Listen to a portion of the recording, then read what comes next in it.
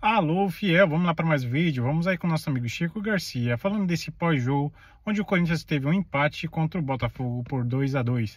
Segue o vídeo aí. O que interessa, né? Falar sobre esse frustrante resultado, frustrante empate em 2-2 na Neoquímica Arena, para quase 40 mil pessoas. Começou, né, gente? Aliás, começou há muito tempo, mas efetivamente nesse jogo já começou uma semana antes de terminar o Campeonato Brasileiro. Começou aquela velha poupada, né?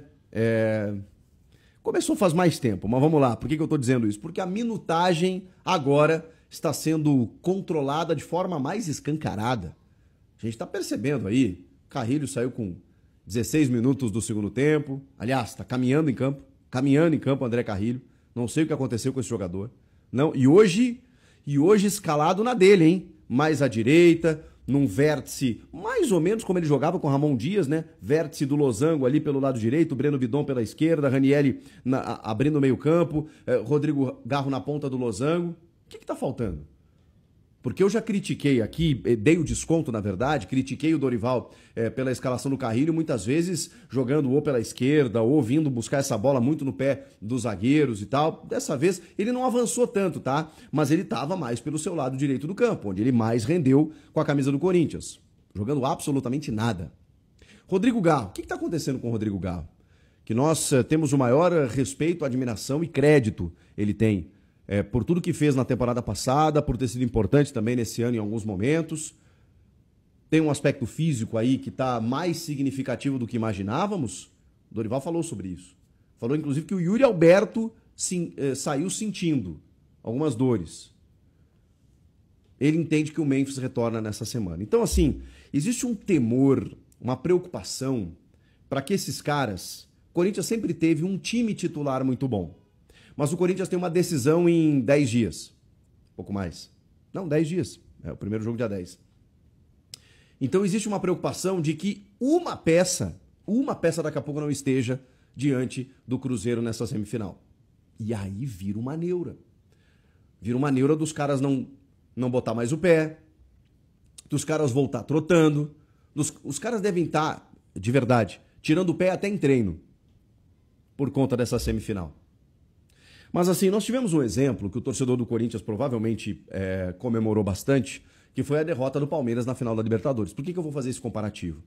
Porque eu entendi o que o Abel Ferreira estava fazendo naquele momento, naquela semana pré-final, quando os caras estavam a 5 jogos sem ganhar, 3 sem fazer um golzinho sequer, e de repente houve um entendimento que, peraí, esses caras não estão com a cabeça aqui no Brasileiro. Pode ser que os caras estejam com a cabeça na Libertadores.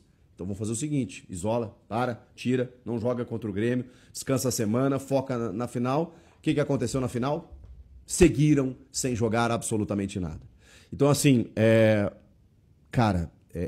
eu sei que dessa vez são 2 jogos e que a pressão da torcida vai ser grande, especialmente no jogo da volta na Neoquímica Arena. Mas depende também do resultado da ida, né? Depende do que você construir ou destruir no resultado da ida. Porque se o Corinthians for com esse futebolzinho jogar contra o Cruzeiro, que tem 6 Copas do Brasil e que perdeu o título brasileiro por poucos pontos, mas disputou o título, e que pode entender que a Copa do Brasil é o seu título da temporada, o Corinthians vai pegar esses caras, que tem o artilheiro do Campeonato Brasileiro, que tem um dos grandes meias do futebol brasileiro, que é o Matheus Pereira, que tem um zagueiro de seleção brasileira, Fabrício Bruno, você pode discutir se ele é bom ou não, que tem o goleiro Cássio, que a gente conhece muito bem. Então, assim, se o Corinthians entrar com esse sono, não vai entrar, né? Eu espero que não entre. Agora, é ruim, cara, porque a gente tá falando de muito tempo antes, os caras num sono danado, os caras com a cabeça na lua, os caras se poupando, os caras se cuidando. Pô, cara, é um desrespeito, na moral, sabe?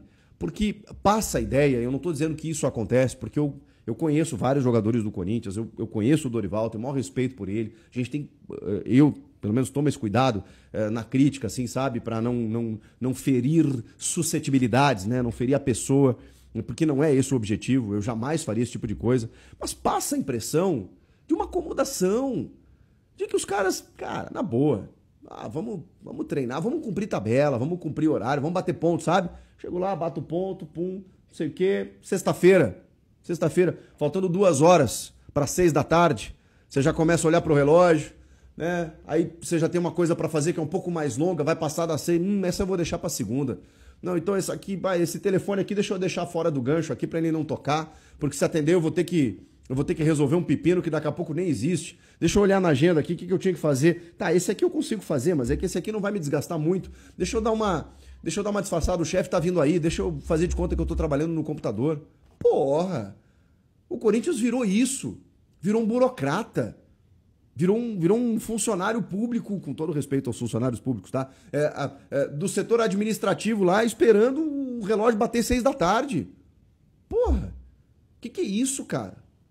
E nem vou falar aqui em questão financeira, de quanto os caras ganham e tal, porque, pô, sabe, cada um com a sua realidade. Mas é um desrespeito, velho. Esses caras, 40 mil pessoas. Quase isso, deu 37.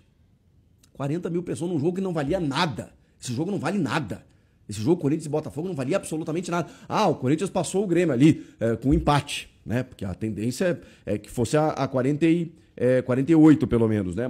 E igualasse o São Paulo. Passaria o São Paulo, tem mais vitórias. O Corinthians seria o 8º colocado.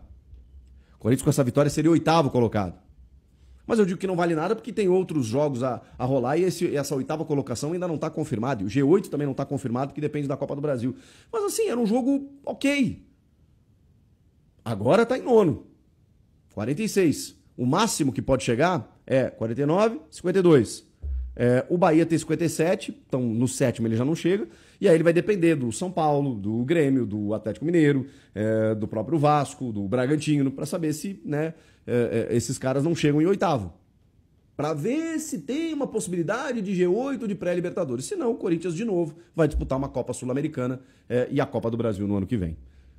Mas os caras não estão preocupados, porque eles estão na semifinal da Copa do Brasil. Só que é uma semifinal, gente, que ela tem um jogo dia 10, outro dia 14. E pode acabar. Simplesmente. O ano do Corinthians não acaba dia 7 e acaba dia 14. Ou vamos jogar para chegar numa final, uma decisão, ganhar um título, dinheiro, prestígio. Vai acontecer isso? Não sei. Honestamente não sei. A minha análise está muito dificultada, porque eu olho o Corinthians jogar e eu não sei se esse é o Corinthians da Copa do Brasil, se esse é o Dorival da Copa do Brasil, e se esse time do brasileiro merece alguma confiança. Porque é isso que está acontecendo. Nas vésperas da Copa do Brasil, esse elenco não inspira nenhuma confiança. Por aspectos físicos, inclusive, e por aspectos técnicos. Temos boas notícias? Para eu não ser o azedo aqui desse vídeo? Temos. Dieguinho, mais uma vez, acionado, começou o jogo muito bem, pelo lado direito, fazendo boas jogadas, inclusive a do gol. Né? O Ranieri voltando na sua função, primeiro volante e não terceiro zagueiro pelo lado esquerdo. Ufa, Ranieri de primeiro volante, dando aquele bote, roubando a bola. Dieguinho não se afobou com a bola recebida dentro da área, provavelmente uma marcação alta organizada e treinada. Não se afobou, não chutou em cima do goleiro, não isolou, não ficou nervoso, devolveu para o Ranieri, vai, faz o teu gol e te consagra, porque você roubou a bola. Linda jogada, Corinthians faz 1-0. Ali naquele momento, o Hugo tinha feito uma defesa numa jogada do Savarino, uma bela defesa do Hugo, inclusive, ele espalma a bola, ainda bate na trave, né? Porque o Botafogo tem bons valores, acho até que o Botafogo está numa posição enganosa, acho que errou muito em comandos técnicos durante o ano, não sei se o Ancelotinho, né?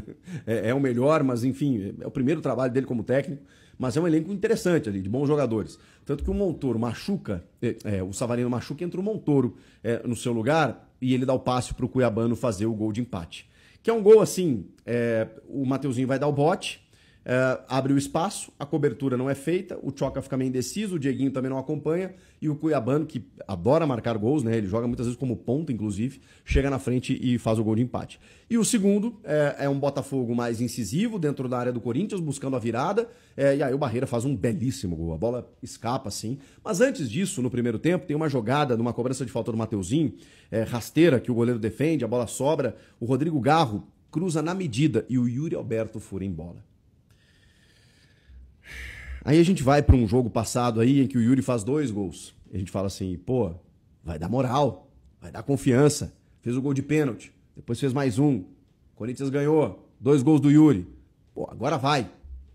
Não vai. Não vai. E aí o Yuri, ele oscila, né? Entre fazer 2 gols num jogo e furar numa bola que tá quase na linha do gol adversário para poder garantir o gol do Corinthians. Muita gente trotando em campo, gente. Muita gente caminhando. Muita gente, sabe, sem envolvimento com o jogo. Puta, isso é irritante. Isso é muito frustrante. E vamos para outra boa notícia, que é o Vitinho, né? O Vitinho tem entrado bem. Eu não sei qual é a condição física desse jogador, mas ele merece mais minutos. Cada vez mais. Porque ele é incisivo. Ele tem alguns recursos que outros jogadores do Corinthians não têm. Ele tem drible, ele tem personalidade, ele tem finalização. Até finaliza menos do que o seu potencial. Eu vi o Vitinho jogar desde a época do Botafogo lá atrás, especialmente no Inter. Eu ainda morava em Porto Alegre, ele jogava no Inter, jogou muita bola no Inter. Tem o ano do rebaixamento ali do Inter, que ele até é muito cobrado pelos torcedores ali, mas, enfim, é um ano ruim para o clube inteiro, mas eu tô falando em característica de jogo. Característica de jogo, ele fez muitos gols de fora da área, em finalização. No Flamengo ele foi um jogador super importante. Também acho, assim, não foi um protagonista, mas foi um cara muito importante no elenco estelar, assim, que ele entrava e dava a sua contribuição. E, cara, eu acho que ele tem bons recursos, assim, boas técnicas para poder mudar um jogo, como ele mudou. E aí tem uma bola na esquerda que o Ranieri recupera, em cima da linha, em que há uma polêmica se a bola saiu ou não, inclusive um lance revisado pelo VAR. E a polêmica maior vai ser porque o ângulo da transmissão da TV, do lado oposto, mostra a bola com a sua base fora da linha. Mas vamos lá, gente. A bola é uma esfera. E o sentido do paralaxe, que é exatamente essa ilusão de ótica, ela entende que se essa bola com a base fora da linha, mas com a sua circunferência, mesmo que no ar toque, mesmo que abstratamente, né, não fisicamente a linha, essa bola não saiu. Isso é dito pela regra. Não sou eu que estou dizendo isso. A base está fora. Mas, como é uma esfera, ela tem uma circunferência que, mesmo no ar, toca a linha. Portanto, no ângulo disponibilizado depois pelo VAR, com uma imagem de cima, ela não sai. Ela não sai. Dá pra ver que ela não sai. Ela fica ainda com uma parte em cima da linha. E ela precisa sair toda, inclusive com todos os seus gomos. Por isso que o VAR checou e acabou validando o gol, que depois a bola vai pro Vitinho, o Vitinho faz uma jogadaça, deixa na saudade assim o Marlon Freitas e cruza pro Gustavo Henrique, zagueiro artilheiro dentro da área, chutar para fazer o gol de empate.